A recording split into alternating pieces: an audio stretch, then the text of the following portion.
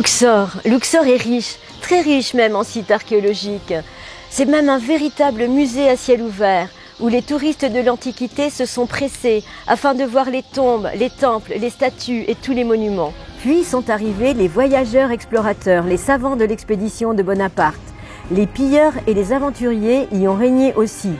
Leur déclin a commencé avec la création par le vice-roi Saïd Pacha, le 1er juin 1858, du service des Antiquités. Auguste Mariette, qui l'avait sensibilisé sur la nécessité de sauvegarder le patrimoine du pays, en sera le premier directeur. Grâce notamment au déchiffrement des hiéroglyphes, une nouvelle science est née, l'égyptologie, dont les bases sont apposées. La préservation des monuments et par là même du très riche passé de l'Égypte devient enfin une priorité pour lire, comprendre et respecter sa longue histoire. C'est ainsi que les chercheurs et leurs équipes s'installent près des sites antiques, au tout début dans des conditions plutôt spartiates, puis de façon de plus en plus confortable. Ils bâtissent alors des demeures, les dig house, qui leur servent de lieu de vie et de lieu de travail. Quelques-unes de ces demeures chargées d'histoire ont disparu, mais bon nombre d'entre elles demeurent encore sur la rive ouest, souvent bâties dans l'architecture vernaculaire. La plus imposante est certainement celle du Metropolitan Museum dans la Sassif, construite en 1912-1914 d'après les plans d'Herbert Winlock. Elle est aujourd'hui connue sous le nom de Polish House. Celle de la Vallée de l'Ouest, construite en 1905-1906 par le mécène américain Theodore Monroe Davis pour ses équipes, notamment pour Edward Ayrton, qui sera reprise ensuite beaucoup plus tard par le service des Antiquités. Celle de Howard Carter, le découvreur de Toutankhamon, la première modeste où se trouve aujourd'hui le service des Antiquités vers l'actuel Ticket Office, et bien sûr Castle Carter qui se visite aujourd'hui.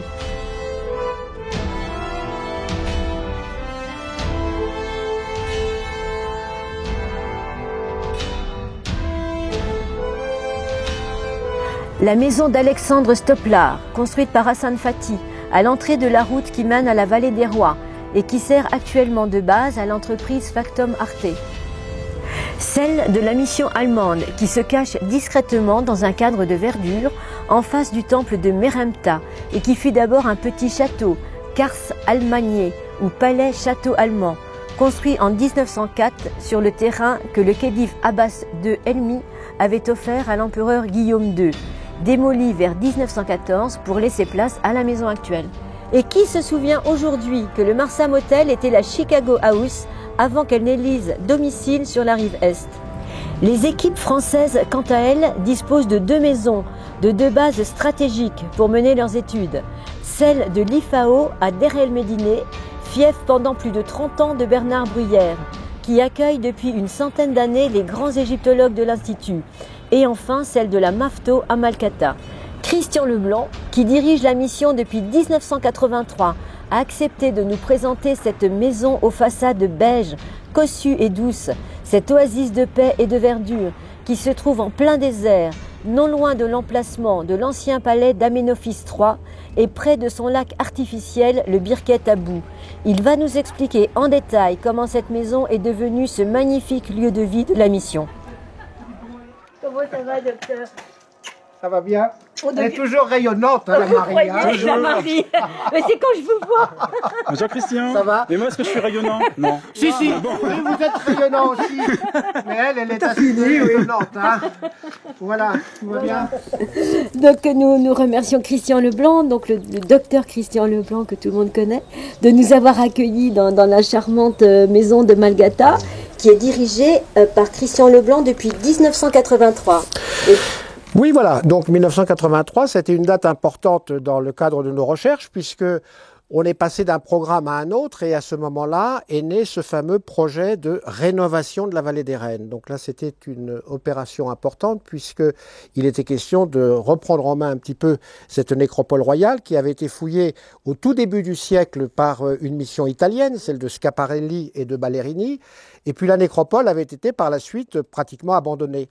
Et c'est vrai que dans les années 70, avec Christiane Desroches-Leblecourt, qui était à la tête à cette époque de cette unité de recherche du CNRS, nous avions entrepris des recherches dans la vallée des Rennes, mais avec des fonds qui étaient quand même très limités, il faut bien le dire. Mais enfin, ça nous avait quand même permis déjà de retrouver et de pouvoir fouiller la tombe de Touy, donc de la mère de Ramsès II. Et puis, en 1983-84, il a été question d'un grand projet et qui est né grâce, finalement, à une rencontre assez exceptionnelle entre Madame Desroches-Leblecourt et puis Germaine Ford de Maria, donc qui était une canoise, qui lui avait été présentée par notre ami François-Xavier Herry, qui était président, et qui est toujours d'ailleurs président de l'association France-Égypte Côte d'Azur. Et cette rencontre a abouti finalement à la mise en place d'un grand projet qui serait celui de sauver la vallée des Rennes. Alors pour sauver cette vallée des Rennes, évidemment, il fallait beaucoup d'argent. Et il fallait surtout, pour que les chercheurs soient installés à proximité du site, pouvoir trouver une maison qui pourrait les accueillir. Alors il est vrai que je connaissais, moi, depuis 1978, cette maison où nous sommes aujourd'hui, à Malgata, tout simplement parce que, au cours d'une de mes promenades, le long des ruines de l'ancien palais d'Amenophis III, j'avais pu voir cette maison qui était à l'époque en ruine. En 1978, elle était assez ruinée. Il faut dire qu'elle avait été construite par une équipe américaine, puisque il faut savoir que dans les années 70 jusqu'à peu près 77, c'était des Américains qui travaillaient sur le site de Malgata, qui avaient pris donc cette concession de fouilles sur le site de Malgata. Et pour être à proximité du site, bien entendu, ils avaient envisagé de construire une sorte de base qui leur permettrait évidemment de vivre pendant la durée de leur mission.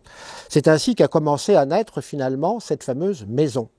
Alors cette maison a été occupée par les Américains à peu près entre 1970 et 1977, c'est-à-dire à une époque où les Américains allaient quitter la région thébaine pour aller travailler dans d'autres sites. Alors je sais que l'un d'eux est parti travailler dans la région d'Abydos, et puis Barry Camp, notamment, lui, a pris des fouilles surtout sur le site de Tel El Amarna, où il est d'ailleurs encore aujourd'hui. Alors cette maison était abandonnée finalement, et c'est à ce moment-là, donc en 1983-84, au moment où on demandait la concession archéologique de la vallée des Rennes, qu'on a demandé aussi au service d'antiquité de pouvoir occuper cette maison. Alors cette maison, elle n'était pas dans un bel état à l'époque, il faut quand même savoir qu'elle était même en mauvais état. Il fallait quand même prévoir aussi non seulement de la restaurer, mais de l'agrandir, de pouvoir au moins avoir quand même toutes les commodités possibles pour accueillir quand même une vingtaine de chercheurs au moins. Donc tout ça a fait que pendant un certain temps, il a fallu mettre en place un véritable chantier. Un chantier qui permette d'apporter l'eau, notamment sur place. Donc il a fallu construire un château d'eau, essayer de rechercher des puits dans les environs qui permettraient d'alimenter ce château d'eau. Il a fallu aussi aménager des chambres qui soient quand même de qualité pour recevoir les missionnaires qui allaient venir, avec une petite salle de bain, au moins une douche. Et puis mettre en place aussi, eh bien évidemment, des bureaux où on pourrait travailler, une petite bibliothèque, etc. Donc tout ça, si vous voulez, c'est fait. Et a été d'ailleurs entièrement pris en charge par notre mécène, qui était donc Germaine Ford de Maria, qui d'ailleurs venait au fil des missions partager un moment de sa vie avec nous et participer donc justement aux découvertes qui se faisaient sur le site de la vallée des Rennes. Donc c'est un peu comme ça, si vous voulez, que Malgata, après la période américaine, eh bien, il y a une période française qui se maintient d'ailleurs jusqu'à aujourd'hui, puisqu'il faut savoir que bien qu'on ait terminé tous les travaux de recherche et de restauration dans la vallée des Rennes, eh bien, l'équipe de la MAFTO, de la mission archéologique française de Thèbes-Ouest, en collaboration d'ailleurs aussi avec une équipe égyptienne, parce que vous savez qu'on a toujours travaillé en très étroite coopération avec les Égyptiens, donc avec le Centre d'études et de documentation sur l'Égypte ancienne, eh bien, nous travaillons maintenant depuis près de 25 ans au Ramesséum, et nous logeons toujours dans cette maison qui est régulièrement entretenue, bien entendu, et puis qui a tout un personnel qui en a la garde pendant notamment notre absence. Alors donc vous avez pris la suite de Christiane Desroches-Leblecourt. Alors Madame Desroches-Leblecourt est partie à la retraite en 1983. C'est donc moi qui ai assuré la succession, puisqu'elle m'avait choisi pour être celui qui devait continuer finalement dans son sillage. Et ceci dit, elle a quitté, mais elle est restée avec nous quand même. Hein, attention, je veux dire qu'il n'était pas question pour moi d'ailleurs de la mettre à l'écart. Au contraire, bien au contraire, avec toute l'expérience qu'elle avait accumulée au cours de ces années de recherche, etc., elle était tout à fait précieuse à notre environnement. Donc elle est restée à nos côtés et Madame Desroches-Levaucourt revenait continuellement dans le cadre de ses missions, qu'elle co-dirigeait d'ailleurs avec moi. Et en fait, elle est restée là jusqu'en 1992, en fait, puisque sa dernière mission a été 1992. Après cette période-là, bon, il y avait l'âge d'une part, et puis il y a aussi le fait que elle voulait aussi se consacrer davantage aussi à des publications qu'elle n'avait pas eu l'occasion de terminer ou de mettre en place. Donc elle a consacré le reste de sa vie surtout à, disons, mettre sur papier tout ce qu'elle le souhaitait, parce qu'elle avait encore beaucoup de choses à nous livrer en fin de compte. Voilà. Alors, est-ce que les silhouettes de Madame Desroches-Noblecourt et de Madame Germaine Ford de Maria errent encore quelquefois? Est-ce qu'il reste beaucoup de souvenirs? Ah, mais elles sont toujours présentes, vous savez, elles sont toujours présentes. On ne peut pas vivre dans cette maison sans avoir quand même en mémoire les moments qu'elles ont partagés avec nous, bien entendu. Non, mais ça c'est vrai que ça fait partie des grands souvenirs de cette maison de Malkata. Et puis il faut dire aussi que tout ce jardin, toute cette nature environnante, on lui doit en grande partie, parce que c'est vrai que lorsqu'on a pris possession de ce site, finalement, de cette maison, au début, donc en 1984, c'était un désert. Il y avait la maison, en grande partie ruinée d'ailleurs, et puis alors autour, c'était un véritable désert. D'ailleurs, on a des photos de l'époque, vous verrez, qui nous montrent très bien que, en fait, il n'y avait aucune végétation. Si, il y avait un arbre. Oui. Il y avait un arbre, un eucalyptus qui était là, qui avait résisté finalement au temps. Oui. Mais là, aujourd'hui, on est dans une véritable oasis, voilà. Alors, à la frontière de ruines aussi extraordinaires pour l'histoire égyptienne, puisqu'on est dans un site qui est prestigieux, qui est le site de Malkata, donc qui a été la fameuse cité d'Aton, le resplendissant d'Amenhotep III, donc un règne tout à fait extraordinaire, qui se place au XIVe siècle avant notre ère, mais qui en même temps est un règne qui a été très très important, parce que c'était une époque, vous savez, l'époque d'Amenophis III, où il y avait d'intenses relations diplomatiques aussi avec des régions environnantes, notamment le Mitanni. Donc on sait qu'il y a eu des contacts avec notamment le roi du Mitanni, Tushratta II, que l'une de ses filles, la fameuse Tadou-Repa, est venue à Malkata, s'est mariée à Malkata, ici d'ailleurs, avec Amenophis III vers la fin de son règne. Donc on a toute une histoire assez extraordinaire, en fin de compte, qui est en relation avec ce règne, et d'ailleurs celui qui va succéder, d'ailleurs, puisque quand meurt Amenophis III, c'est Akhenaton, le fameux Akhenaton qui va prendre le relais. Et il faut savoir que les premières années d'Akhenaton, de Néfertiti et de leurs 3 premières filles qui étaient nées à Thèbes, eh bien, elles se sont passées probablement dans le palais de Malgata. Donc, je veux dire que c'est ici aussi qu'ils ont vécu avant de partir pour Tel El Amarna vers l'an 6 du règne. Donc, voyez-vous, c'est un site qui est avec une histoire absolument extraordinaire, et alors qui mériterait d'être évidemment exploité davantage, parce que quand on voit l'ampleur de ce site, parce que c'est un site qui recouvre des dizaines d'hectares, et on voit que malheureusement il faudrait que des fouilles intensives y soient faites, parce que c'est peut-être là qu'on a encore l'un des très rares vestiges de ce qui a été l'urbanisme des cités de l'ancienne Égypte, de l'Égypte pharaonique. On peut dire que la grande ville d'Amenophis III, elle commençait vers Der el-Shelout et qu'elle venait jusque vers les temples? Écoutez, elle devait commencer au nord, elle devait commencer au niveau probablement du temple de Haïl Horemheb, qui avait d'ailleurs été au départ celui de Toutankhamon, parce que c'était juste au nord de Medinet Habu. Et cette ville devait s'étendre au sud jusqu'à ce qu'est le temple aujourd'hui de Der el-Shelout. Donc voyez-vous, c'était un territoire tout à fait immense, alors qui comprenait bien sûr des palais, parce qu'il n'y en avait pas qu'un, il y avait plusieurs palais, il y avait un harem, il y avait des temples, dont un d'ailleurs était consacré. On parle d'un temple d'Amon dans le site de Malgata, dont on voit bien d'ailleurs les vestiges lorsqu'on est, si vous voulez, en montgolfière ou même encore à travers l'imagerie satellitaire. Ce temple n'était pas un temple d'Amon, mais plutôt d'Amon de Neb Matré, c'est-à-dire une forme divinisée d'Amenophis III. hein. Donc ça, on a pu le retrouver à travers surtout les textes qui sont sortis de ce site. Parce que les premières fouilles qui ont été menées, parce que Malgata est connu quand même depuis l'expédition de Bonaparte, hein. Il faut quand même savoir que les savants de Bonaparte sont venus ici, ont parcouru le site, ont même fait des relevés, puisque finalement le fameux Birket Abou, ce grand lac artificiel qui avait été creusé à l'époque d'Amenophis III, avait été relevé par les savants de Bonaparte. Alors c'est intéressant parce que à cette époque-là, ça avait été pris pour un hippodrome.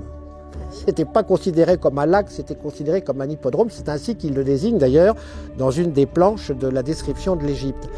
Mais ils en avaient fait des relevés qui étaient vraiment très précis, hein.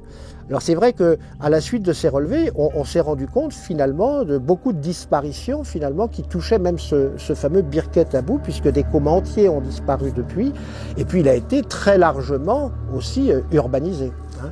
Donc comme un lac sacré ou c'était alors ce n'était pas un lac sacré. Il faut bien faire la différence parce que voyez-vous, un lac sacré, c'est ce qu'on trouve très souvent dans les temples divins. Vous avez un exemple à Karnak par exemple et dans bien d'autres sites d'ailleurs. Ici, c'était beaucoup plus, si vous voulez, un lac, mais qui servait en même temps de port pour la cité, parce qu'il faut quand même bien savoir que c'est une ville qui existait là, donc elle avait besoin quand même de commodité. Il fallait quand même livrer les denrées, il fallait livrer les matériaux, il fallait aussi alimenter en eau finalement toute la population qui vivait là. Donc ce lac était beaucoup plus un lac artificiel qui avait été creusé, il faisait à peu près 5 mètres de profondeur. On donne des dimensions qui sont impressionnantes parce qu'il faisait apparemment 2,5 km de long sur 1 km de large. Donc voyez-vous ce que ça représente en superficie. Et en fait, il est à peu près profond de 5 mètres, hein, ce lac. Et il était donc bordé par tout un ensemble de cômes qui étaient finalement les rejets de ce lac, puisque quand il a fallu le creuser, eh bien, tous les débris ont été reportés sur les côtés. Alors c'est vrai que quand on le voit aujourd'hui, on se dit, mais ce lac avec ces 2 rangées de cômes qui l'entouraient, c'était quand même quelque chose de très abstrait finalement. Est-ce que c'était comme ça dans l'Antiquité ou est-ce que Amenhotep III avait envisagé un véritable paysage, si vous voulez, autour de cela? Alors voilà, je pense qu'il faut imaginer qu'il devait y avoir toute une végétation qui devait croître autour de ce lac et qui d'ailleurs rejoint un petit peu toute l'iconographie de ces tablettes qu'on a de l'époque amarnienne et de l'époque d'Amenophis III où la nature a pris une place extraordinaire, vous comprenez? Donc il faut imaginer qu'il y avait quand même toute une végétation qui était autour de ce lac. Et c'est pour ça qu'on l'a peut-être aussi appelé le Birket Abou. Vous savez, il y a toute une histoire autour de ce nom de Abou, parce qu'on a Medinet Abou, bien sûr. Alors très souvent, on avait fait un lien entre Abou en arabe et le père, hein. Abou, c'est le père en arabe. Finalement, il semblerait que la racine, parce qu'il y a un H, et la racine, elle serait beaucoup plus à mettre en relation avec de l'égyptien ancien. Et on a un terme à travers le langage hiéroglyphique, si vous voulez, Hebou, hein, qui désigne les ibis. Donc on serait beaucoup plus en rapport, voyez-vous, avec la ville des ibis et le lac des ibis. Et c'est intéressant parce que, voyez-vous, à l'époque gréco-romaine, on a un petit temple qui est consacré à Thoth, le fameux Khasr-el-Aghouz, hein. Et ce Khasr-el-Aghouz, finalement, c'est quoi? C'est le château de la Vieille ou la maison de la Vieille ou du Vieux. Bon, mais c'était surtout un temple qui était consacré à Thoth, au dieu Thoth, et sous une forme ibiocéphale, c'est-à-dire sous la forme d'un ibis. Bon. Quand nous avons fait des fouilles dans la vallée des Rennes au cours de cette période qui nous a permis de dégager une centaine de tombes quand même, on a retrouvé des tombes de l'époque du Nouvel Empire qui avaient été réutilisées à l'époque tardive et notamment à l'époque gréco-romaine et dans lesquelles se trouvaient des ibis momifiés.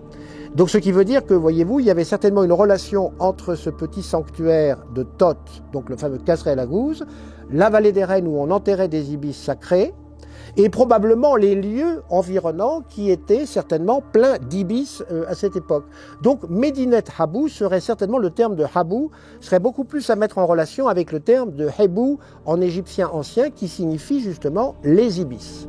Donc ça serait peut-être aussi une explication au nom qui a été donné, si vous voulez, au site finalement de Medinet Abou et son extension, le Birket Abou. Alors c'est vrai que ce site a eu d'autres noms. Vous savez que lorsque Joseph Bonomi est venu en Égypte dans les années 1830, Bonomi avait collecté tout un ensemble de noms locaux. C'est très très intéressant. Il avait fait toute une sorte de nomenclature un petit peu sur les noms qui étaient donnés à l'époque arabe localement.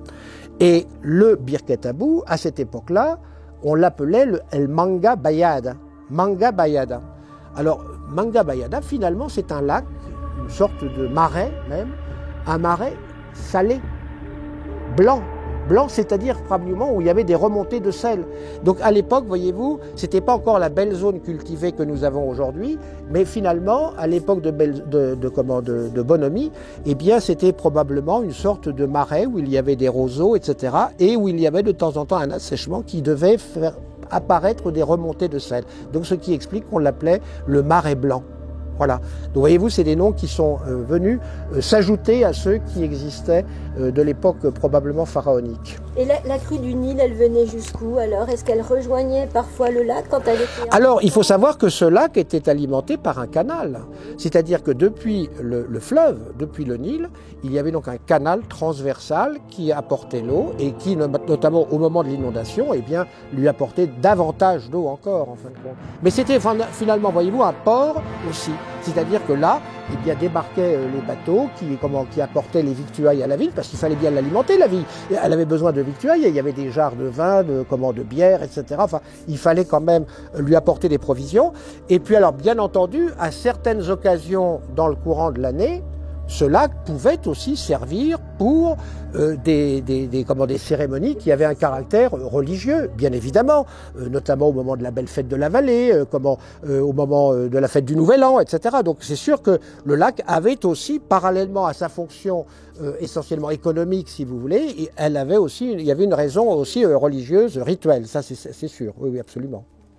Donc dans votre ouvrage, on en revient un petit peu à la maison d'ici, donc la maison de fouilles de Malgatab, la mission archéologique française. Donc vous avez sorti un livre magnifique l'année dernière, donc La mémoire de Thèbes.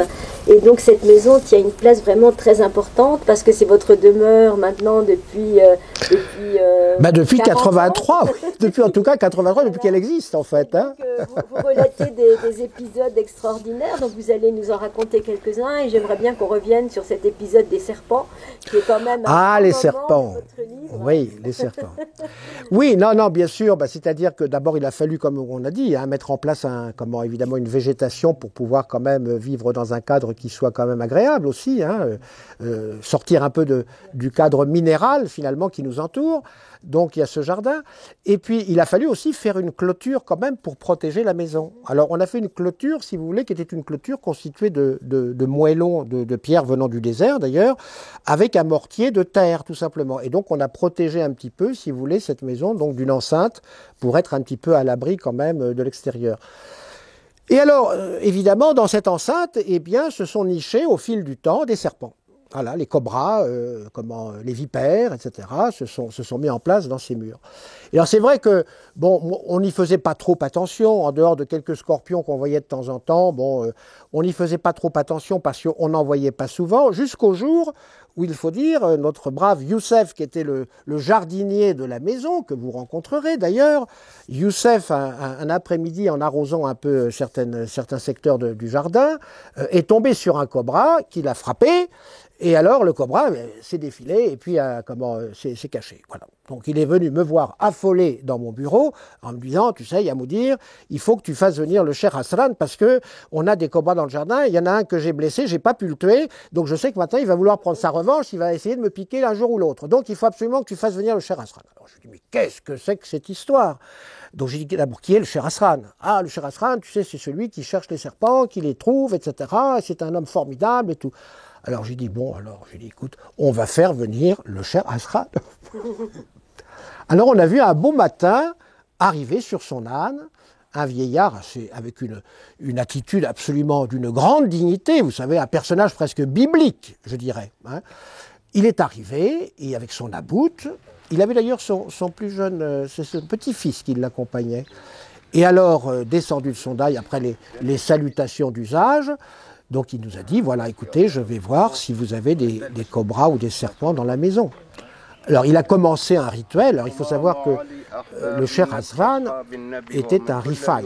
Le Rifaï, vous savez, c'est une secte religieuse qui est connue depuis très longtemps, hein, qui remonte au moins au XIIe siècle, hein, et qui est spécialisée justement un petit peu dans ses actions contre les scorpions, les serpents, etc. Donc, ils sont tout à fait dans cette ambiance et ils connaissent très très bien finalement ces animaux.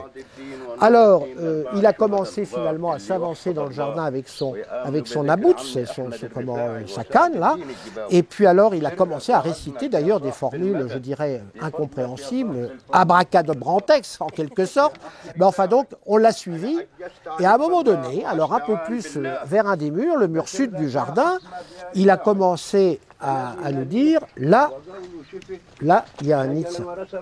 Alors il a relevé sa manche de galabia, mais d'une manière très noble, et puis d'un seul coup, il a enfoncé son bras dans un trou du mur, et il nous a sorti un cobra.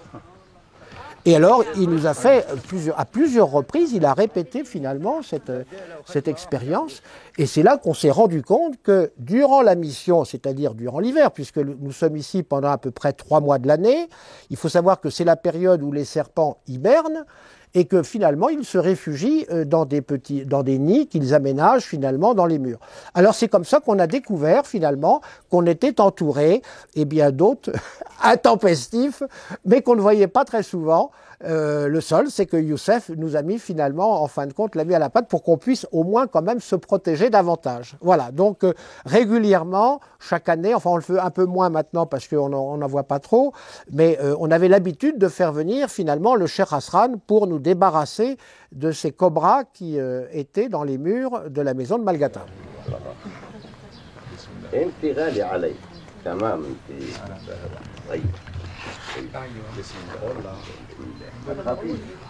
On peut le toucher.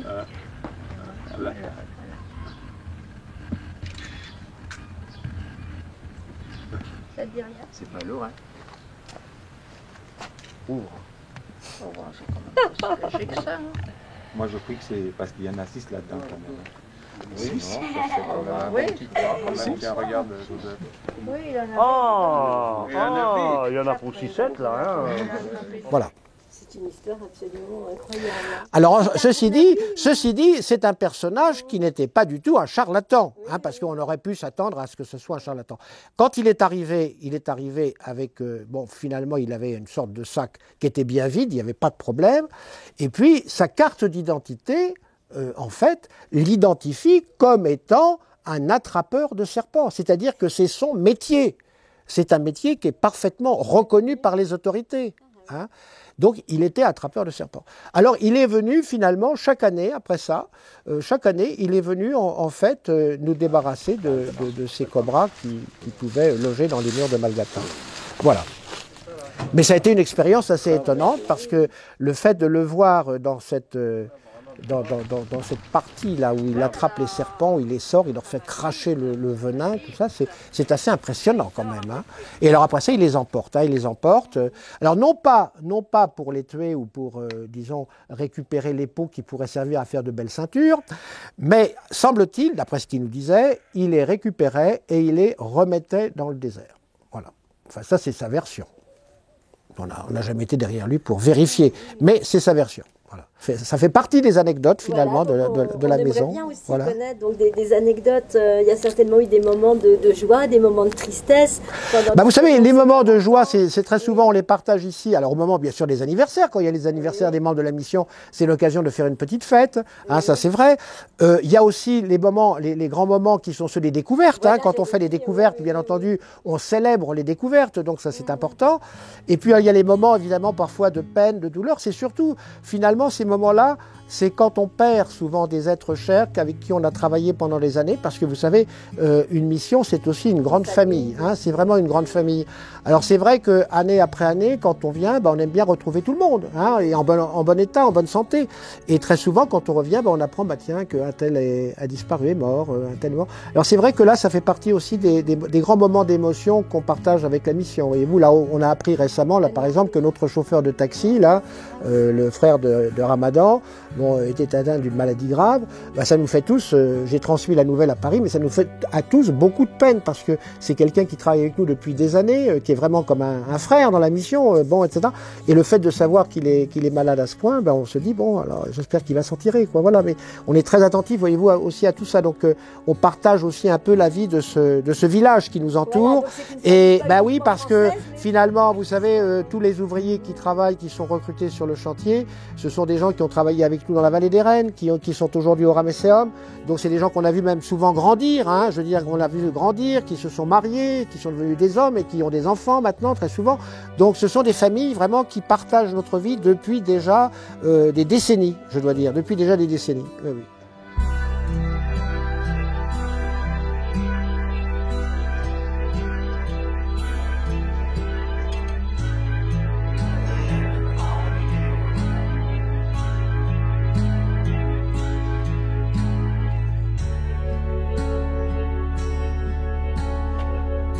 La maison, comprenant 14 chambres, permet donc de loger 14 missionnaires, avec les relais qu'impose une mission.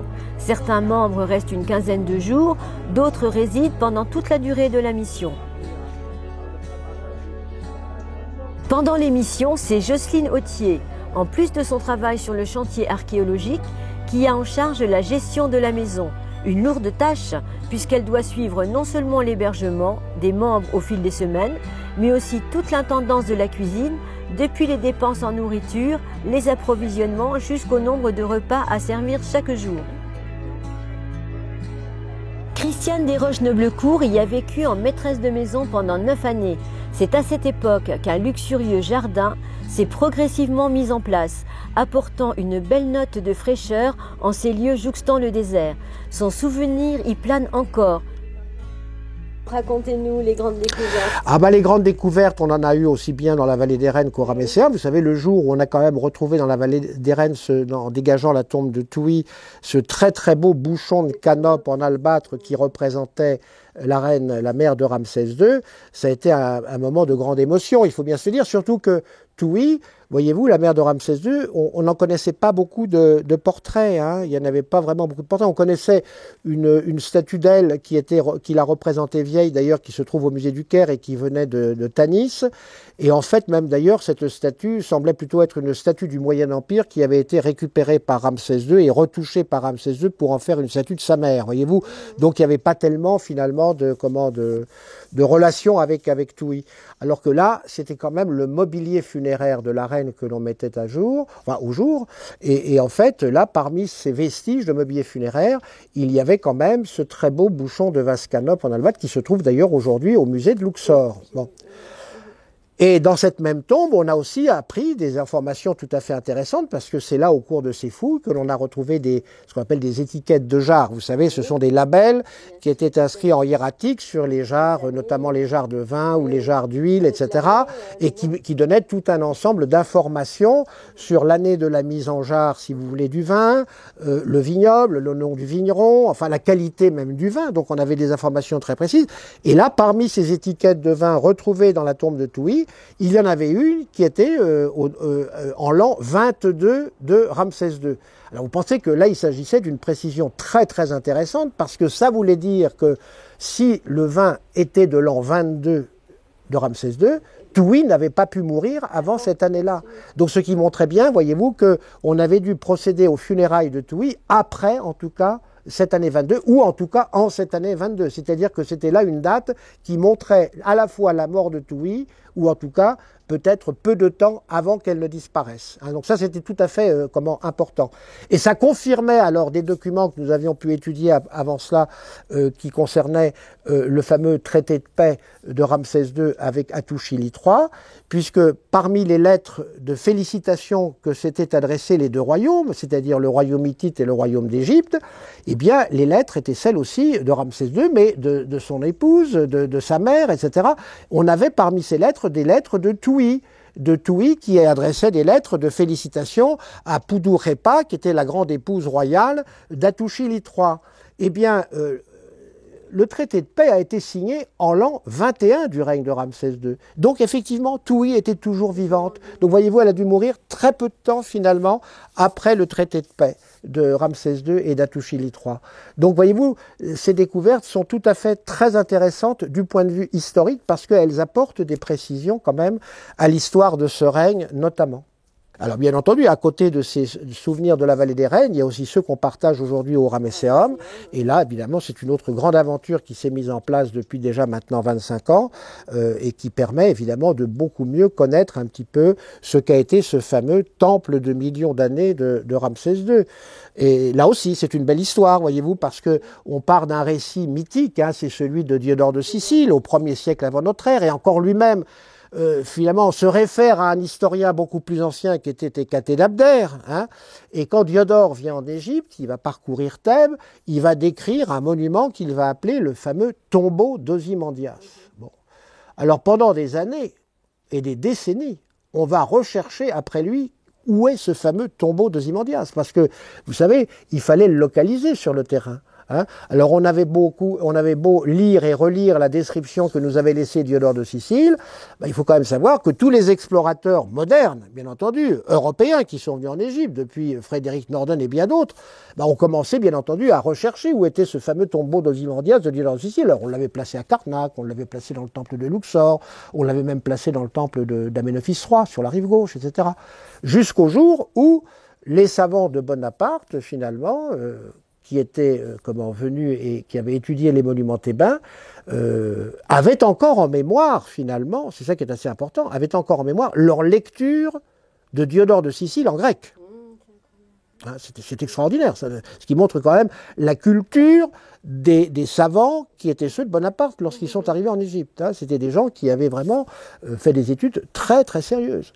Et Jollois et De Villiers, qui étaient deux ingénieurs polytechniciens finalement, d'ailleurs le jeune De Villiers, qui était le plus jeune membre finalement parmi les savants, il avait 18 ans. Hein, il a eu son diplôme au Caire. Hein, c'est Monge et Bonaparte qui lui ont finalement donné son diplôme au Caire. C'était donc le plus jeune membre de la commission des sciences et des arts qui accompagnait Bonaparte. Eh bien, quand ils sont arrivés dans le temple de Ramsès II, ils avaient en mémoire la description de Diodore et ils ont dit ça, c'est le tombeau d'Ozymandias. C'est le tombeau d'Ozymandias. Et ils ont commencé à reprendre la description de Diodore, à essayer de mettre en place finalement le plan qu'on pouvait tirer de la description de Diodore. Ils ont fait la jonction, ils ont dit mais c'est ça. Et il faut dire qu'en 1829, lorsque Champollion est venu avec Rosellini quelques temps après, eh bien Champollion n'a fait que confirmer finalement ce qu'avaient dit Jollois et De Villiers. Donc le tombeau d'Ozymandias, c'est le fameux temple de millions d'années de Ramsès II. Donc voyez-vous, c'est toute une histoire là aussi qui a petit à petit revu le jour et on essaye maintenant de mieux comprendre un petit peu les différentes grandes séquences de l'histoire de ce site. Depuis finalement la non-existence du Ramesséum, parce qu'il faut quand même savoir qu'avant que Ramsès II ne construise son temple, il y avait des choses là, à cet emplacement-là. Donc il fallait essayer de comprendre un petit peu ce qu'il y avait là avant lui, ce qui a eu lieu avec lui et après lui. Parce qu'il faut quand même savoir que après lui, le temple a été en activité encore pendant un certain nombre d'années, bien sûr, de décennies même, il faut dire, hein, puisqu'on peut penser que le Ramesséum a dû fonctionner à peu près jusque vers la fin de l'époque ramesside, jusqu'au moment, en tout cas, où finalement il y a toutes ces séquences un peu troublantes qui vont se dérouler sur la rive gauche de Thèbes et qui vont aboutir finalement à la violation des nécropoles royales, mais aussi des temples de millions d'années, hein, parce que les temples vont être aussi profanés, bien entendu. Hein, il n'y a pas que les nécropoles, il y a les temples.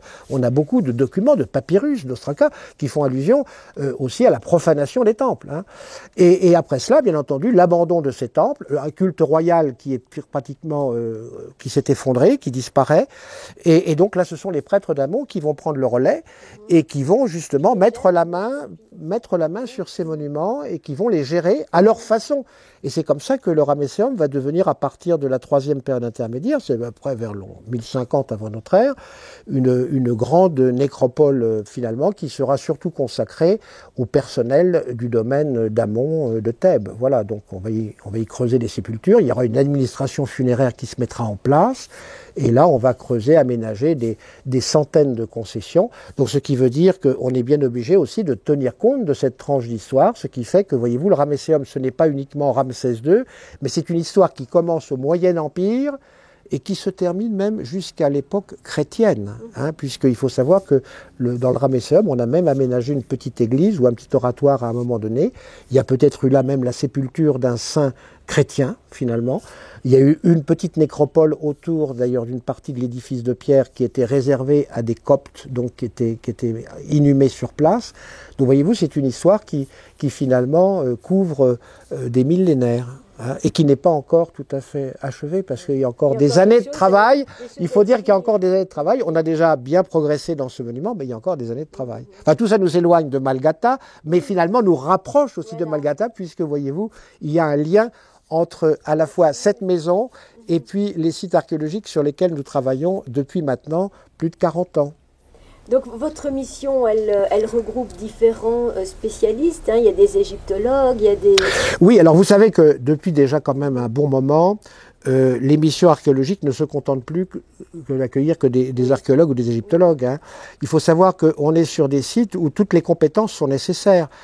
On est aujourd'hui dans un monde pluridisciplinaire, où même l'interdisciplinarité a aussi sa place. Il ne faut pas l'oublier, parce que vous savez, dans un organisme comme le CNRS aujourd'hui, on souhaite que les équipes s'enrichissent justement de compétences nouvelles. Alors c'est vrai que dans le cadre d'une mission comme la nôtre, il y a bien sûr des égyptologues, des archéologues, il y a des architectes, parce qu'il faut quand même faire les relevés après toutes les fouilles qui sont menées, bien entendu. Il y a aussi des anthropologues, des archéobotanistes, des archéozoologues, il y a des restaurateurs, tailleurs de pierre, sculpteurs. Il y a aussi toute une série de compétences comme les chimistes, voyez-vous, qui participent à nos travaux. La géophysique peut participer pour certaines recherches aussi. Donc, voyez-vous, les compétences sont très très larges en fin de compte, parce qu'on s'aperçoit qu'on a besoin de toutes ces compétences. Un égyptologue ne peut pas traiter de tout, bien évidemment. Il a déjà l'histoire à traiter, c'est déjà énorme. Et l'interprétation, justement, des fouilles qu'il peut mener sur le site. Donc c'est déjà considérable. Mais voyez-vous, moi je me souviens très bien, quand j'ai travaillé, quand j'ai découvert même les cuisines et les boulangeries du temple, je me suis retrouvé avec une quantité de vestiges qui étaient d'une part la vaisselle utilitaire, les moules à pain qu'on a retrouvés par milliers, des moules à pain, toute la vaisselle utilitaire, il y avait les fourneaux, il y avait toutes ces choses-là. Mais il y avait aussi tout un ensemble de documents très précieux qui étaient les vestiges agricoles qui étaient encore en place, si vous voulez. On avait des graines, on avait des noyaux, on avait tout un ensemble, si vous voulez, d'éléments végétaux qui étaient à analyser et essayer d'identifier. Donc là, bien entendu, j'ai fait venir des archéobotanistes qui ont travaillé sur tous ces matériaux et qui ont permis de pouvoir identifier toute cette flore, finalement, qui était en relation avec les cuisines du Ramesséum. Et c'est important, parce que c'est là qu'on a appris à peu près, il y avait des fruits, il y avait des légumes, il y avait toutes ces choses-là, donc on a pu comprendre un petit peu tout ce qui transitait, finalement, par les cuisines du Ramesséum à l'époque de Ramsès II et même peut-être un peu plus tard. Bon. Ça a été le même cas avec tous les ossements d'animaux qu'on a trouvés dans les cuisines. Bon, on a retrouvé des quantités d'ossements d'animaux dans les cuisines. Bon, alors ce qu'il fallait essayer de voir, c'est quels étaient ces animaux, les identifier. Donc là, j'ai fait appel à une spécialiste du Muséum d'histoire naturelle à Paris. C'était Cécile Calou, qui est venue travailler pendant une mission d'1 mois avec nous et qui a pu faire tout ce travail d'identification. Et là, ce qui nous a permis d'ailleurs de bien différencier ce qui pouvait vraiment appartenir au contexte des cuisines ramessides de tout un ensemble d'ossements qui étaient tout à fait exogènes et qui avaient été rapportés beaucoup plus tard à une époque où le temple avait été occupé, notamment à l'époque médiévale et même peut-être même jusqu'à notre 18e, 19e siècle. Donc voyez-vous, donc il a fallu faire la séparation entre ces deux ensembles, si vous voulez, de vestiges qui étaient sortis des fouilles. Donc voyez-vous, ça, c'est pas moi qui pouvais le faire, il fallait que je fasse appel à des compétences vraiment en relation avec ces découvertes.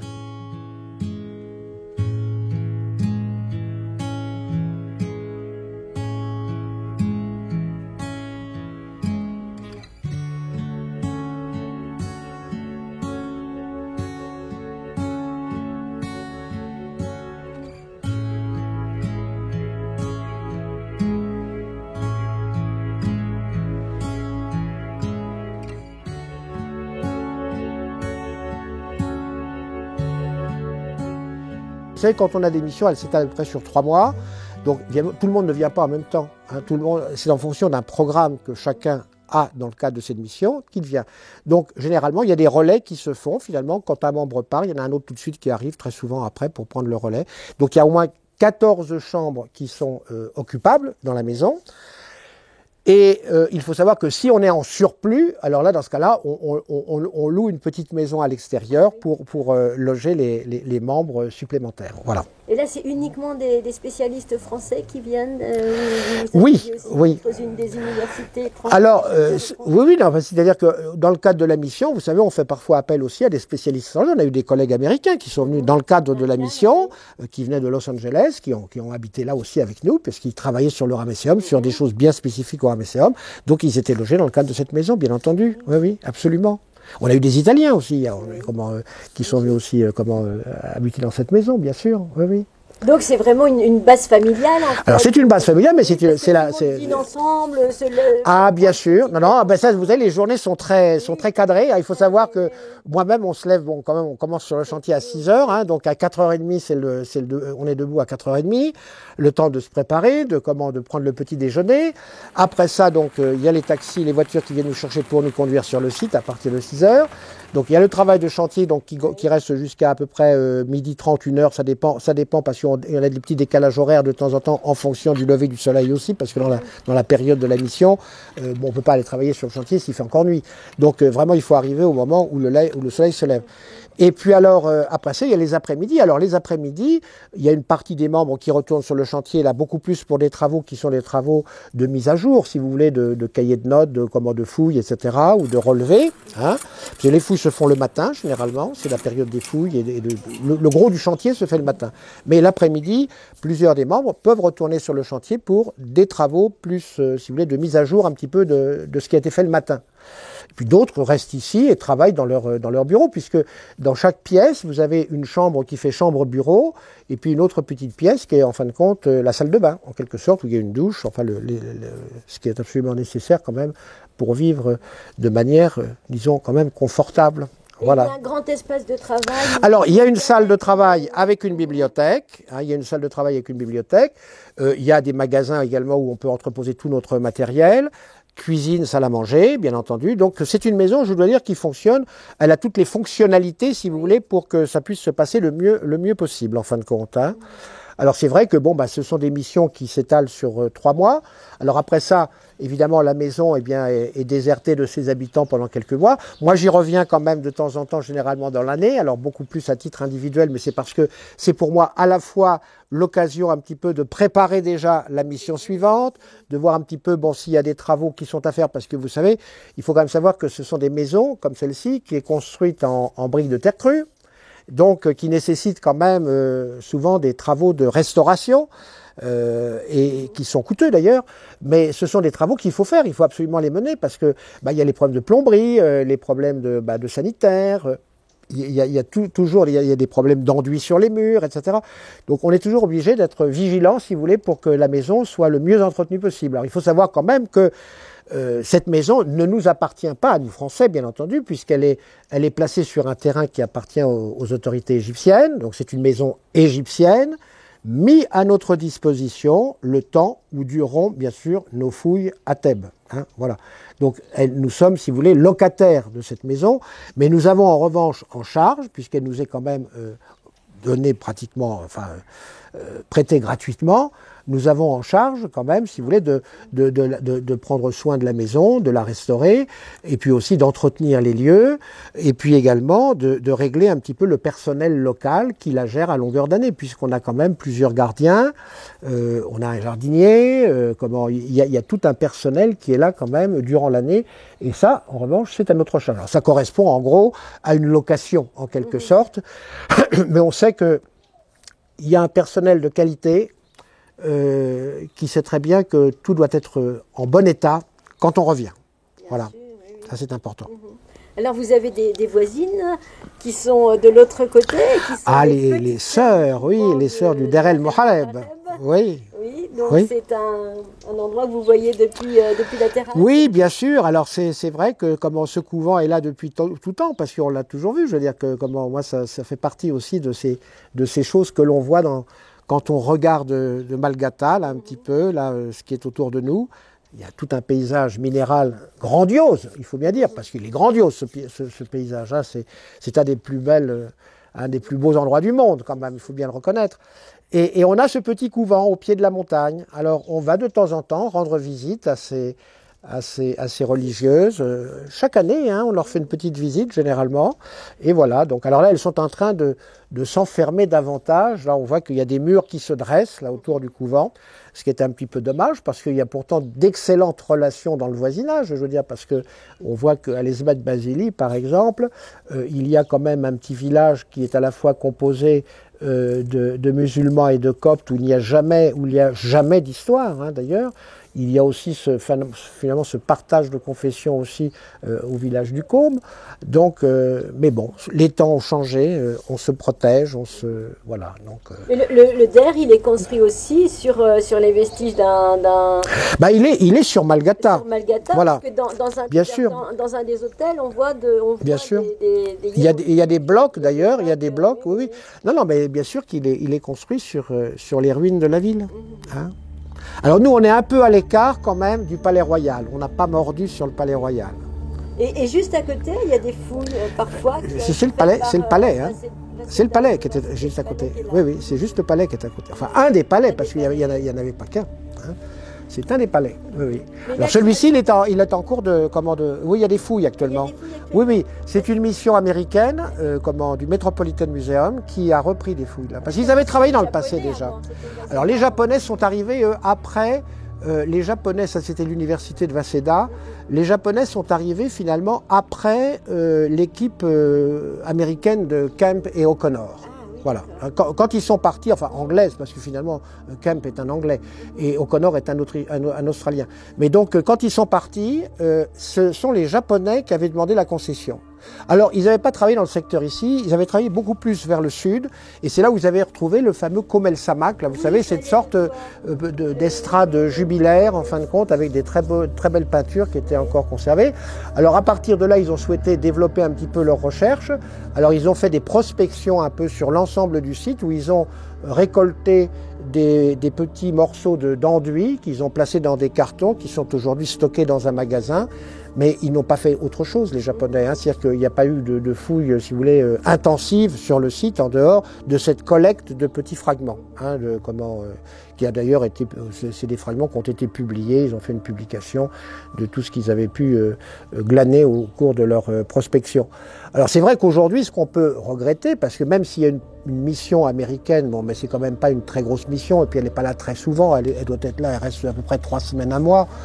Donc quand on voit l'étendue de ce site et la richesse qu'il conserve certainement encore, on se dit c'est bien dommage qu'une grande mission internationale ne soit pas justement là présente, parce que c'est probablement, voyez-vous, l'une des très rares vestiges qui peut rester de ce qui a été en fin de compte les villes de l'époque pharaonique. Bon, il y a Tel El Amarna bien sûr, mais qui est très ruiné aussi. Bon, il y avait Ilaoun, il y avait quelques cités. Bon, Der El Médine, on n'en parle pas trop parce que c'est plutôt un petit village, hein, c'est un microcosme. Mais là, on a une résidence palatiale, c'est-à-dire une véritable cité palatiale. Et je veux dire que là, ça serait quand même très intéressant de pouvoir petit à petit de reprendre de manière systématique une fouille sur l'étendue du site, puisqu'il y a encore quand même beaucoup d'arases c'est vrai que c'était beaucoup des bâtiments en briques de terre crue qui étaient construits, parce que toutes les constructions qui étaient les palais ou les maisons, c'était de la terre crue. C'était pas un matériau d'éternité comme les temples.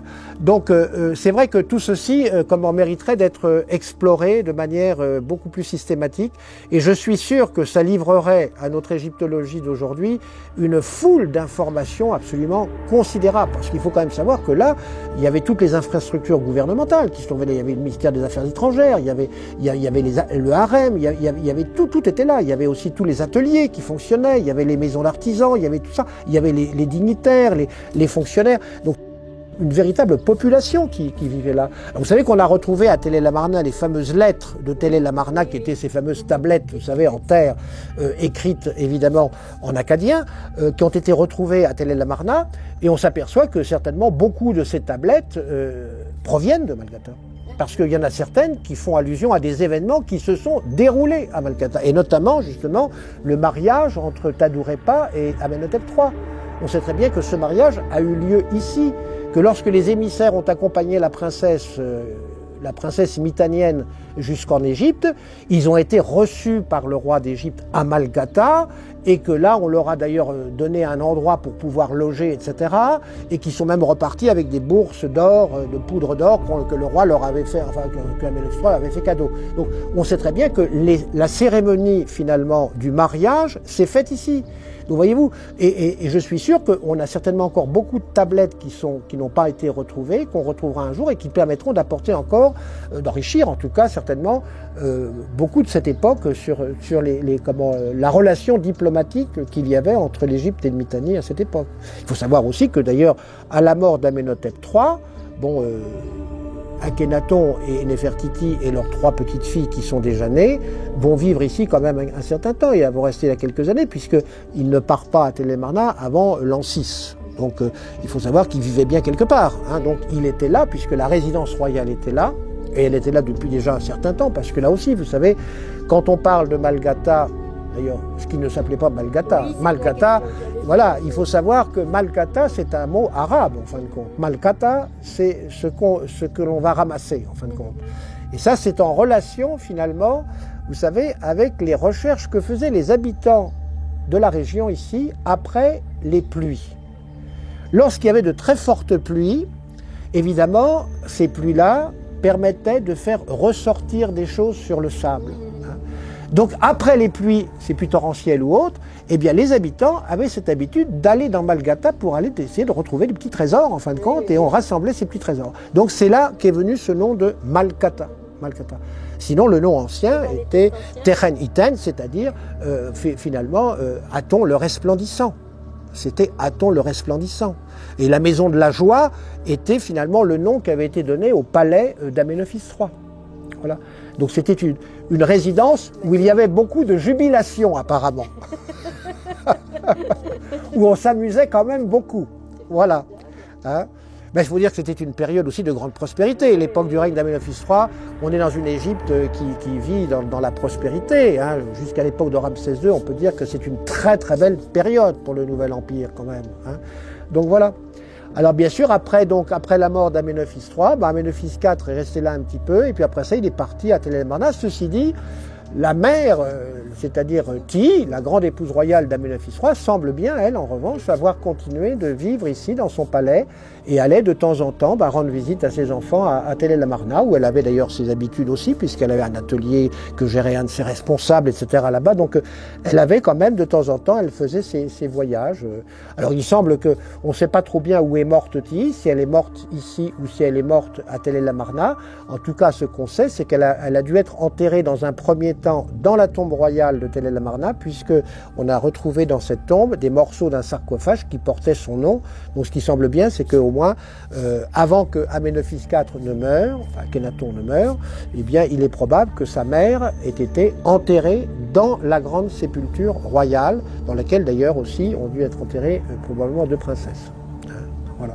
Donc, alors après ça, bien sûr, il faut savoir que Malgata va décliner, hein, c'est-à-dire que après l'époque amarnienne, bon, on n'a plus tellement, finalement, si vous voulez, d'informations concernant la ville.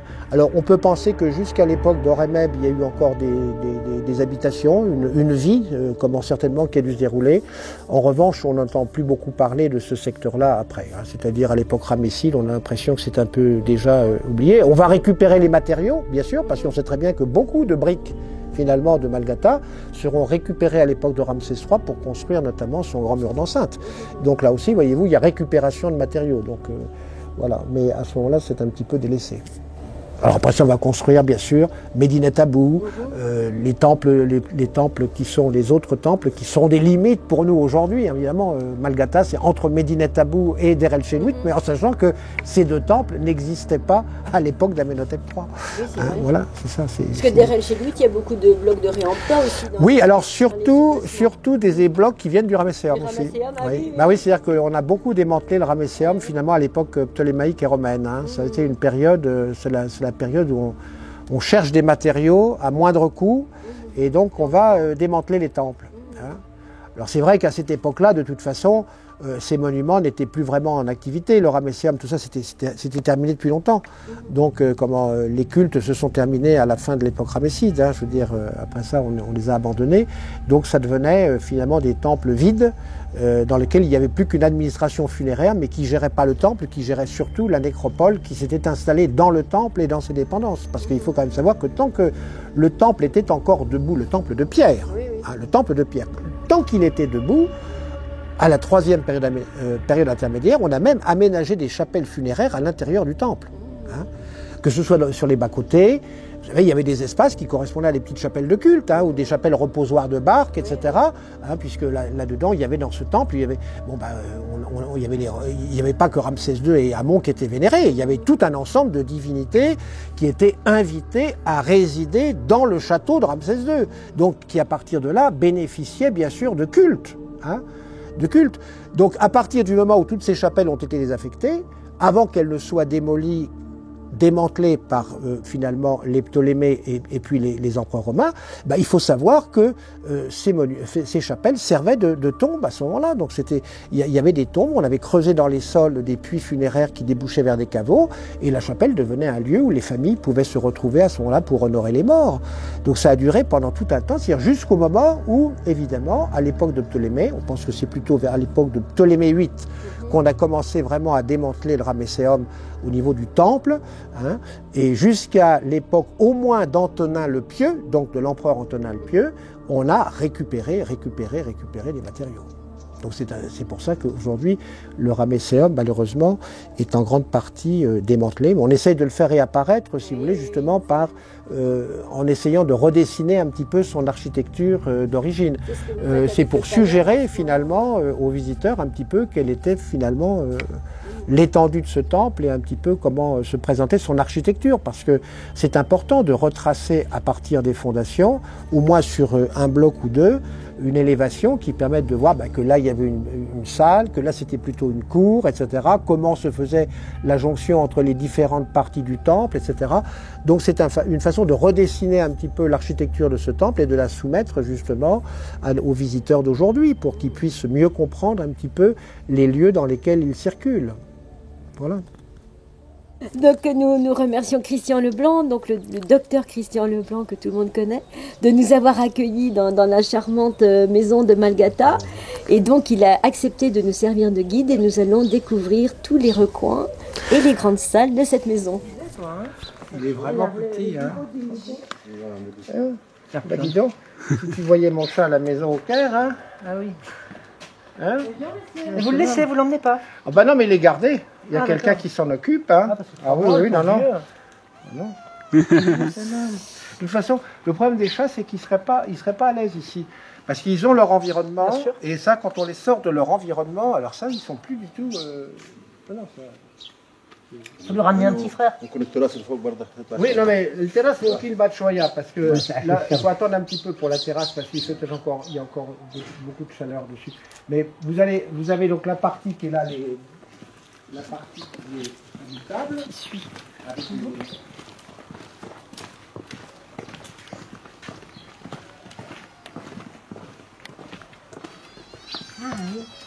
Ouais, donc voyez-vous, vous avez donc ce patio Oui. avec toute une série de chambres autour. Alors chaque chambre, alors là on est en train de faire des travaux là dans celle-là parce qu'il y a des travaux de plomberie à faire. Mais voyez-vous, en principe, ces chambres, donc il y a un endroit, donc qui est une chambre ici, qui sert de bureau en même temps. Oui. Donc, vous pouvez d'ailleurs allumer. Hein, voilà. Et puis vous avez ensuite une salle de bain avec douche et comment, avec de toilette en fin de compte. Voilà. Donc ça c'est une des chambres. Et là en ce moment, je vous dis, on est en plein dans les travaux là, parce qu'il y a des problèmes de plomberie à régler. Voilà, donc c'est encore une autre chambre, vous pouvez aller voir, hein, rentrez voir si vous pouvez voir. Elle est décorée, ça. Oui, c'est plus, c'est un petit peu comme des cellules. Oui, c'est ça, oui, c'est ça. des cellules, Des cellules de travail. Oui, oui.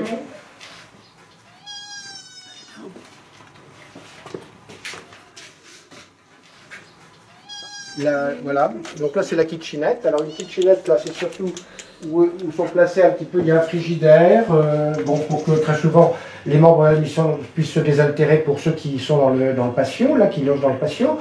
Et puis il y a aussi des meubles, alors ça c'est surtout où on entrepose les draps, les serviettes de toilette de la mission, un petit lavabo aussi, au cas où c'est nécessaire de faire des petits travaux de nettoyage dans le secteur.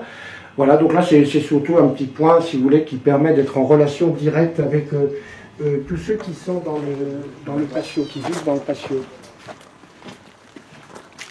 Vous savez, le problème des eucalyptus, ce sont des arbres qui sont avec un tronc qui est très cassant finalement. Ah oui, oui. Et quand il y a alors comme c'est des arbres très élancés, il suffit qu'il y ait une tempête, si vous voulez, et là, ils se cassent complètement, et c'est fini. Et ça, c'est arrivé déjà à plusieurs reprises. Hein. On en avait un derrière qu'il a fallu, bon, bah, on a été obligé de le faire partir parce qu'on a eu trop peur à un moment donné qu'il s'effondre sur la maison. Ah bah oui. Donc ça c'est Youssef, Youssef, on l'a vu. celui qui m'a fait venir le cher Aslan. C'est lui, l'auteur du cher Aslan, hein, qui m'a fait venir le charmeur, l'attrapeur de serpents. Hein. Alors ça c'est le jardinier en chef de la maison. Oh, Guénéna, comment on dit jardinier? Genenaoui. Guénénaoui. Voilà. Genenaoui Pelbé.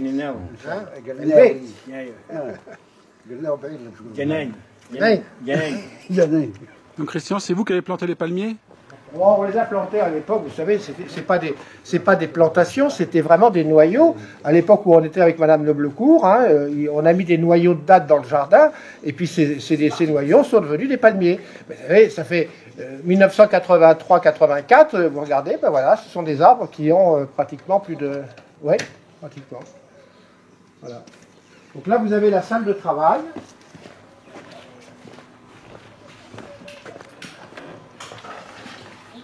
Alors la salle de travail, donc c'est une portion de la maison qui est assez importante, où il y a donc la possibilité de pouvoir travailler là quand les membres doivent travailler l'après-midi, très souvent ils viennent travailler là, donc il y a des ordinateurs, tout ça. Il y a une petite bibliothèque là qu'on a aménagée, alors donc qui sont souvent d'ailleurs des ouvrages qui sont en relation notamment avec la région thébaine, hein, parce que c'est surtout une petite bibliothèque quand même assez spécialisée sur les sites thébains, bien entendu, donc on a ce qu'il faut pour travailler quand même sur place, et puis s'il y avait besoin de toute façon de compléments d'information, on a quand même, oui, Internet, mais il y a aussi la bibliothèque de Chicago House sur l'autre rive, donc où on peut se rendre éventuellement pour aller vérifier une référence si c'était nécessaire. Mais on a généralement tout ce qui est quand même nécessaire sur place. Et tous les BIFAO, ils sont... Non, on a une partie des BIFAO. Bah, vous savez, le problème, c'est que c'est toujours des problèmes de stockage après, pour les livres. Hein. Donc on a vraiment là surtout les choses qui sont, disons, qu'on sait qu'on aura la possibilité de les consulter. Bon, voilà, pendant le temps où on est en mission. Et puis là, vous avez aussi tout ce qui est l'aspect restauration. Donc tout ça est protégé pour le moment, parce qu'on n'a pas commencé à ouvrir encore ces choses-là. Mais là, c'est tous les produits, si vous voulez, qui sont nécessaires pour la restauration. Donc ils sont stockés là, finalement, en attendant l'arrivée de nos restaurateurs et restauratrices. Les produits chimiques. Il y a les produits chimiques, il y a aussi le matériel, en fin de compte, tout ce qui est nécessaire pour les travaux de restauration. Voilà. Donc tout est rangé, classé, en fonction des besoins du chantier. Donc voilà, ça c'est la salle à manger. Alors qui est assez large, parce qu'évidemment quand on est là, on est nombreux, hein, je veux dire, parfois on est même jusqu'à 20-25 à manger là. Hein.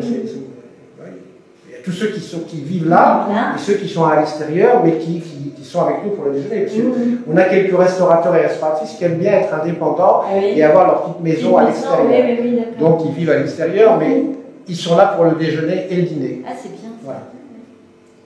Donc ça, c'est la partie salle à manger. Et puis ensuite, vous avez la cuisine. Donc la cuisine avec le personnel de la cuisine.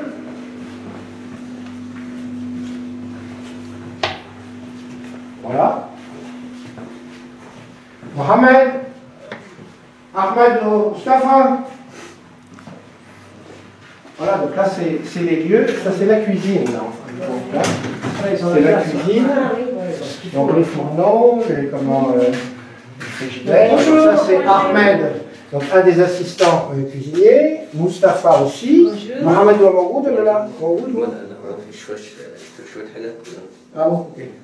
Voilà, donc ça, c'est les deux qui sont en permanence aussi avec Mohamed, le cuisinier, qui est parti faire quelques courses, Mohamed. Voilà, il est parti à se faire des achats. Moi tout seul, j'ai pas trop besoin, mais bon, quand on est nombreux, c'est vrai que... Voyez-vous, quand il y a l'arrivée des groupes de l'association, c'est eux qui préparent tout ça. Oui, c'était magnifique l'année dernière. Ils font un travail extraordinaire. L'année dernière, oui. Ah oui, oui. Alors ils ont même un petit jardin, un potager. On a même le potager, voyez-vous, qui se met en place. Le petit potager, chaque année, est préparé avant qu'on arrive en mission pour pouvoir manger des oignons. Il y a aussi la mouloukhia, il y a un petit peu tout ce qui est nécessaire, quoi. Finalement, voyez-vous, donc, ils mettent tout ça en place chaque année. Hein. Et là, c'est beau, alors? Alors ça, c'est une petite... si vous voulez, c'est pour qu'ils fassent leur prière, ça. C'est pour qu'ils fassent leur prière, parce que bon, on tient compte aussi de tout ça. Alors, vous savez, généralement, on n'a pas le droit de construire ça. On n'a pas le droit de construire de mosquées dans des terrains privés. Mais on considère que ce n'est pas une mosquée, c'est simplement un lieu de prière, tout simplement. Voilà. Donc, c'est très bien. on leur avait aménagé ça il y a plusieurs années, pour qu'au moins ils soient de ce côté-là tranquilles. Eh bien, on a dû, disons, prévoir de leur construire un petit abri pour qu'au moins ils puissent être tranquilles quand ils sont là, surtout la nuit et l'hiver, parce que c'est pas toujours très agréable hein, de vivre dehors l'hiver, surtout.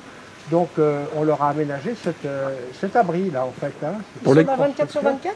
Ah oui, tout à fait. Oui. Tout le temps. Jour et nuit. Alors c'est pas, ils se relaient. Hein. On doit avoir 6 gardiens. Et ça, c'est les gardiens du service d'antiquité. D'accord. Alors c'est sûr que bon, pendant la mission, on les prend en charge aussi parce que ça veut dire qu'ils sont là quand même la nuit quand arrivent les membres de la mission, etc. Donc ils sont toujours vraiment très attentifs à tout ce qui se passe. Et puis c'est quand même important parce qu'on est quand même très à l'écart. Alors, vous savez, quand on sait ce qui s'est passé en 94, hein, en 97 plutôt, je veux dire avec Deir el Bahari, il faut quand même être assuré quand même qu'on ait une protection de la maison. Donc voilà, donc ça c'est simplement, voyez-vous, un endroit où ils peuvent se loger, en fin de compte, ils ont des banquettes, bon, ils peuvent se coucher, ils peuvent s'asseoir, ils peuvent discuter, et puis ils peuvent faire du thé même, ils ont peut-être un endroit où ils peuvent faire leur thé, en fin de compte. Voilà.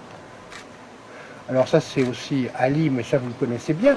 Ali c'est le régisseur de la mission, lui aussi, donc c'est un personnage, c'est un des piliers de la mission aussi, parce que lui, c'est lui qui régit un petit peu les choses du point de vue administratif, hein. C'est-à-dire que c'est lui qui va accueillir tous les membres de la mission à l'aéroport quand ils arrivent, donc qui s'occupe de leur bagage, qui les accompagne jusqu'ici, en principe, donc qui gère tous les problèmes de billets d'avion pour les uns et les autres au moment des retours, etc. C'est quelqu'un qui est très très présent et qui est vraiment très très efficace, et c'est vrai que là, il est précieux, c'est un homme précieux, c'est aussi avec Genawi, El Azab, Mohamed le cuisinier, c'est vraiment des piliers de la mission du côté égyptien. Sans ces personnes-là, c'est sûr qu'on travaillerait différemment et ce serait beaucoup plus compliqué. Donc je veux dire qu'on les apprécie énormément et ils sont vraiment aussi de leur côté très, très fidèles vis-à-vis de la mission. Donc ça c'est quand même aussi un réconfort. C'est vraiment un réconfort pour tout le monde. Voilà.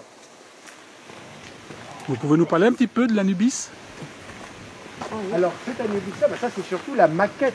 C'est une maquette en plâtre qui a été réalisée par Daniel Esmoin et Éric de Sèvres, donc un de nos tailleurs de pierre.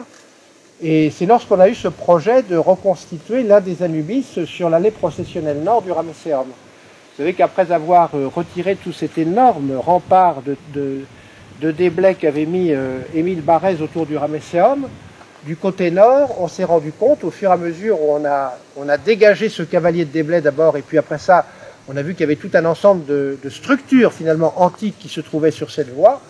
Donc on a fouillé ces structures et c'est là qu'on a petit à petit, on s'est rendu compte qu'il y avait énormément de fragments d'animaux qui étaient justement des chacals. Alors c'est au fur et à mesure de ces fouilles qu'on a pu petit à petit ressortir même une tête magnifique, parce que la tête que vous avez là, bon, c'est la copie, mais c'est celle qui est en place sur le site aujourd'hui. Hein, c'est-à-dire que, et ça c'est l'original qui est sur le site. Eh bien, il faut savoir que tous ces morceaux-là, finalement, ont été retrouvés au cours de nos fouilles sur la voie processionnelle nord. Alors, à un moment donné, quand on a terminé la fouille, on s'est dit que ce serait quand même intéressant, puisqu'on a tous les éléments, tout ce qui permet de pouvoir savoir où ils étaient placés exactement les uns et les autres. On a dit on va en reconstituer un sur place. Et donc, Daniel Esmoin, à partir des fragments qui ont été donc identifiés, a reconstitué une maquette grandeur nature. Donc là, la maquette que vous avez, c'est exactement les mêmes dimensions que l'animal que vous avez sur le site. Hein. Et c'est à partir de cette maquette en plâtre, où il avait tous ses repères, et par le procédé de la mise au point, il a donc resculpté tout un chacal, en réintégrant uniquement dedans les parties antiques que nous avions retrouvées. Oui, voilà. Donc il y a une partie neuve, si vous voulez, et une partie avec tout un ensemble de fragments antiques qui sont remontés. Donc ça a été un très très beau travail, ça. C'est un peu une forme d'anastylose, si vous voulez, en quelque sorte appliquée à la sculpture monumentale. Mais ça permet surtout sur le site d'avoir une idée de ce que pouvait être cette voie processionnelle côté nord. Et donc la statue qui est présentée à l'exposition, voilà, c'est une de ces petites statues osiriennes. Là, voilà, voyez-vous, qui prenait place juste sous le museau de l'animal. Oui, oui. Il y en avait une centaine comme ça, il faut savoir, hein, sur l'allée processionnelle nord du Ramesséum, parce que ça partait depuis le premier pylône, voyez-vous, jusqu'à l'angle du mur d'enceinte qui faisait ce mur d'enceinte avec l'ouest. Hein. Donc c'était toute l'allée processionnelle nord. Après ça, il y avait toute l'allée processionnelle ouest. Oui. Alors là, ce n'était pas des chacals, mais c'était plutôt des sphinx androcéphales, avec un visage représentant Ramsès II. Et puis il y avait toute la partie sud. Alors là, pour le moment, on n'a pas trop d'informations, parce qu'il y a encore une grande partie de ce cavalier de déblais qui est en place, qu'on n'a pas encore évacué, et qui livrera une fois après de savoir ce qui était possible de ce côté-là. Donc des Anubis, il y avait déjà trois dromos. Il y avait trois dromos. C'est tout à fait unique, hein, parce que c'est le seul temple égyptien qui présente cet aménagement tout à fait original autour du temple lui-même, du Téménos. Voyez-vous, ce Téménos était bordé finalement par des allées processionnelles sur les deux côtés, sur les trois côtés finalement. Donc ça, c'est tout à fait exceptionnel. Il y a une source pour le château d'eau ou il est alimenté comment? Alors il était alimenté par un puits.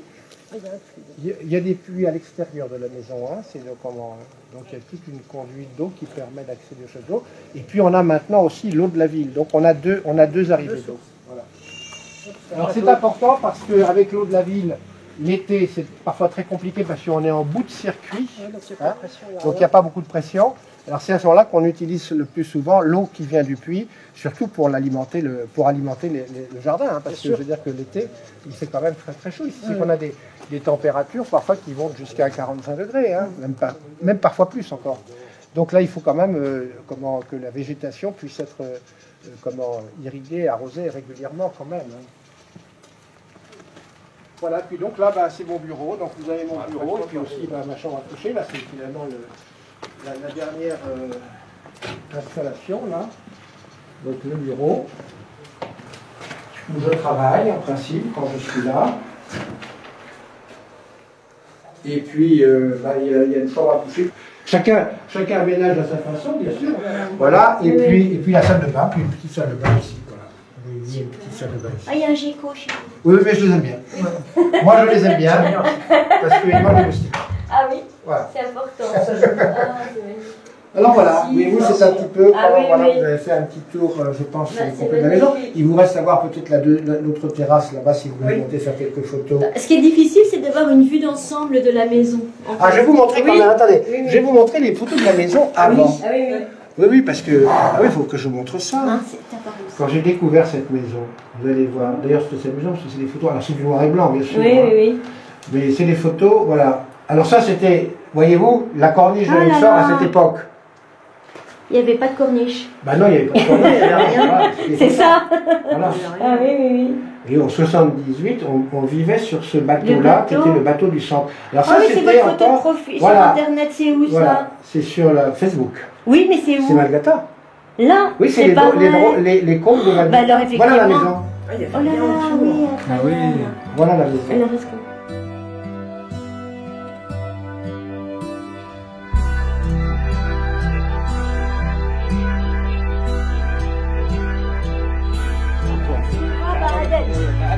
Non, non, mais là, oui, je vais me mettre avec eux parce que Ah c'est oui, une oui. photo souvenir avec tous les deux là quand Ah, même. là, Ah, et puis le petit chat. Oh là là, bah alors ça, Oh, celui-là. il est mignon. Oh, oui, oui. T'as entendu, il est venu quand il venait là. Je vais essayer de le laisser là comme ça pour qu'il soit avec nous. Tiens, voilà, ça c'est pas mal. Voilà. Donc là, avec deux fidèles piliers de la mission, en fin de compte. Hein. Vous nous les présentez, Christian? Oui, alors, vous avez d'abord ici El Azab Ahmed Abdelhati, qui lui travaille, vous savez, depuis qu'il était tout jeune, il a travaillé avec moi. Comme début, il a commencé, El Azab, alors qu'il était, en fin de compte, ouvrier de chantier hein, dans la vallée des Rennes. Et il faisait surtout, il s'occupait de tamiser les déblais. Donc, vous voyez, les déblais de fouille. Donc, c'était pas un gros... Eh bien, il a progressé, et aujourd'hui, c'est le principal raïs du chantier, finalement, qui gère tout ce qui est le personnel local, et puis aussi le matériel de chantier. Non, non, il est précieux. Hein. Sans lui, je ne pourrais pas travailler. Et puis Genawi, c'est aussi l'autre raïs, alors qui gère les ouvriers de chantier aussi, puisqu'il a toute une partie du chantier à gérer. Lui, il travaille aussi avec nous depuis la vallée des Rennes, hein, parce qu'il a travaillé dans la vallée des Rennes également avec nous. Et il faut savoir que c'est quelqu'un de... Disons que c'est le second d'Al-Azab, mais ensemble, tous les deux, ils font un travail absolument remarquable. Et ça, c'est quand même très important parce que c'est eux qui choisissent les ouvriers. Donc là, on est en sécurité parce qu'on sait très bien, c'est les gens du village qui connaissent, etc.